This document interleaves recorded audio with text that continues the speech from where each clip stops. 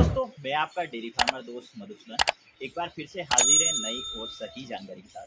आज का जो टॉपिक रहने वाला है कि डेयरी फार्म पर अक्सर कर नुकसान कब होना चालू हो जाता है और कहीं सारे डेयरी फार्मर कब डीमोटिवेट होना स्टार्ट हो जाते हैं डेयरी फार्मिंग के चलते।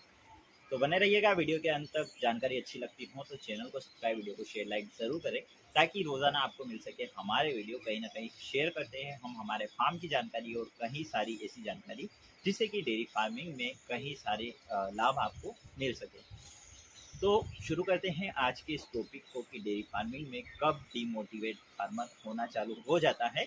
तो बात करते हैं कि शुरुआती दौर में यदि आप डेयरी फार्मिंग की शुरुआत जो है अच्छे से कर लेते हैं, यानी कि डेयरी फार्मिंग की शुरुआत यानी कि कह सकते हैं कि एक अच्छा से सेटअप आप कर लेते हैं। एक के बाद एक गाय खरीदने के बाद में गाय अच्छी खरीद लेते हैं, शेड अच्छा बना लेते हैं, फीडिंग मैनेजमेंट सारा कुछ शुरुआती दौर में काफ़ी अच्छा आप कर लेते हैं। उसके बाद में आपको जब गाय की प्रेगनेंसी का टाइम आता है, यानी कि गाय जनने के लगभग 2 महीने बाद गाय का प्रेग्नेंट होना काफ़ी ज़रूरी होता है। 3 महीने भी हो जाए तो कोई बड़ी दिक्कत नहीं होती है। यदि 6-7 महीने तक गाय प्रेग्नेंट नहीं होती है तो काफ़ी समस्या आपको आ सकती है।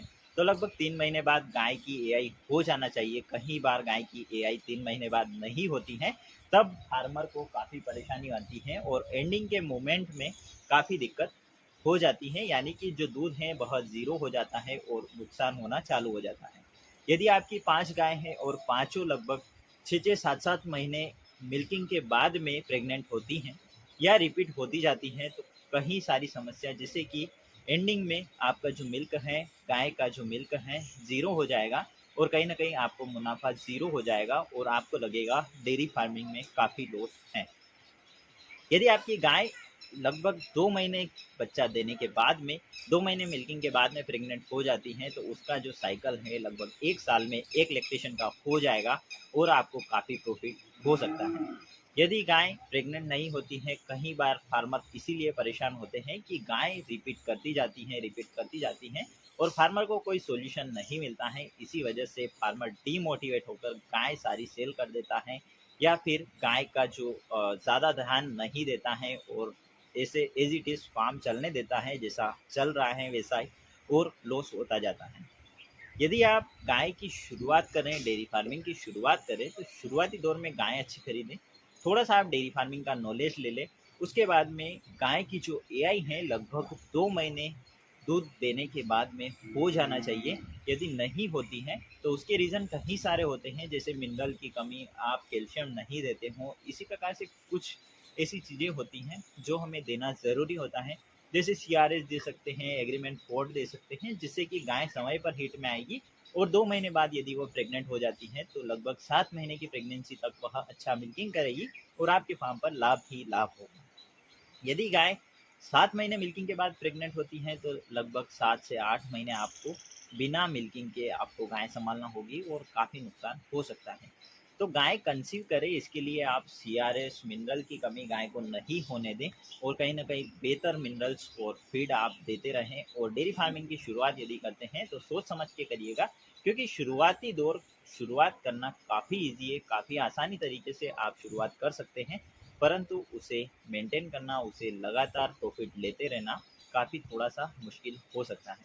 यदि आपको जानकारी सही लगती हो, आपके पास सही जानकारी है, तो आप डेयरी फार्मिंग में सफलता ही सफलता हासिल कर सकते हैं। यदि आपकी गाय लगभग 7-8 महीने तक मिल्किंग कर रही हैं और लाभ आपने ले लिया है, तो 2 महीने गाय को ड्राई रखिए और कहीं ना कहीं बेहतर उसकी फीडिंग करिए, जिससे कि हेल्थ बनेगी और गाय अगले लेक्टेशन में अच्छा मिल्किंग करेगी और कहीं ना कहीं प्रॉफिट ही प्रॉफिट देने वाली है। तो आपका कैलकुलेशन यही होना चाहिए कि 1 साल में एक बार गाय जनना ही चाहिए। ऐसा नहीं कि 2 साल में एक बार जनती हो, तो उससे काफ़ी लॉस होता है। गाय के लैक्टेशन कम होते जाते हैं और कहीं ना कहीं मिल्किंग काफ़ी कम होती है और फीड उतना ही लगता है।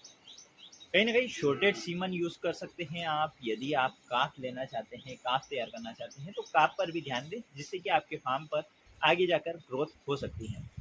जैसा कि यह गाय है, इस गाय ने अभी लगभग 10 लीटर मिल्किंग किया है एक लैक्टेशन में एक समय का।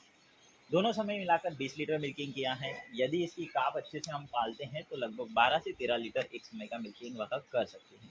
तो इसीलिए काफ पर ध्यान दें, काफ रेडी होंगे फिर इनको सेल करेंगे। इसी प्रकार से फार्म बढ़ता जाएगा और अच्छा प्रॉफिट आप लेते जाएंगे। प्रॉफिट एक साल में कहीं सारे फार्मर का नहीं निकलता है, धीरे धीरे एक्सपीरियंस के बाद में 1-2 साल में आपका रूटीन हो जाएगा और कहीं ना कहीं बेहतर प्रॉफिट आप ले सकते हैं। नुकसान तो नहीं है, पर प्रॉफिट लेना भी थोड़ा सा आपका रुचि यदि है डेयरी फार्मिंग में तो काफ़ी प्रॉफिट आप ले सकते हैं और कहीं ना कहीं बेहतर बिजनेस अदर बिजनेस से मैं समझता हूँ। तो कैसी लगती है आपको जानकारी? और अधिक जानकारी के लिए चैनल को सब्सक्राइब, वीडियो को शेयर लाइक जरूर करें। मिलते हैं अगले वीडियो में नई और सही जानकारी के साथ।